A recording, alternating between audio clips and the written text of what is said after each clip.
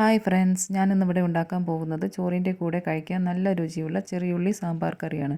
കറി വെക്കാനൊന്നും ഇല്ലെങ്കിൽ ഈ ഒരു ഐറ്റം ഒന്ന് ഉണ്ടാക്കി നോക്കൂ. തീർച്ചയായും നിങ്ങൾക്കിത് ഇഷ്ടപ്പെടും. ഈ ഒരു കറി ഉണ്ടാക്കാൻ കൂടുതലായിട്ട് വേണ്ടത് ചെറിയുള്ളിയാണ്. 1/2 kg ഞാനിവിടെ എടുത്തത്. 2 പച്ചമുളക്, ചെറിയ കഷ്ണം ഇഞ്ചി അരിഞ്ഞത്, ബാക്കിയൊക്കെ പൊടികളാണ് ചേർക്കേണ്ടത്. ഞാൻ അളവിനെടുത്തത് മീഡിയം സൈസ് വലിപ്പമുള്ള ഗ്ലാസ്സാണ്. അതിലേക്ക് 1 ഗ്ലാസ് തൂരപ്പരിപ്പ് എടുത്ത് കഴുകി വൃത്തിയാക്കിയ ശേഷം ചെറിയ ഉള്ളി, 3/4 ടീസ്പൂൺ മുളക് പൊടി, 1/2 ടീസ്പൂൺ മഞ്ഞൾപ്പൊടി, 1 ടേബിൾ സ്പൂൺ മല്ലിപ്പൊടി, പരിപ്പ് അളക്കാനെടുത്ത അതേ ഗ്ലാസ്സിൽ തന്നെ 3/4 ഗ്ലാസ് വെള്ളമൊഴിച്ച് പച്ചമുളക്, ഇഞ്ചി അരിഞ്ഞതിട്ട് ഒന്ന് ഇളക്കിയ ശേഷം കുക്കർ അടച്ച് ഒരു വിസിൽ വരുന്നത് വരെ വെക്കാം.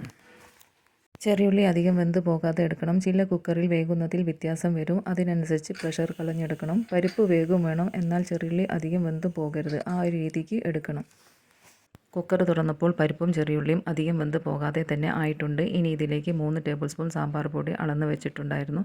അത് ഇതിലേക്ക് ചേർത്ത് കൊടുക്കുന്നുണ്ട്. കൂടുതൽ രുചിയുള്ളത് കൊണ്ട് എൻ്റെ റെസിപ്പിയിൽ ഞാൻ ഉപയോഗിക്കുന്നതൊക്കെ ഈസ്റ്റേൻ്റെ പൊടിയാണ്.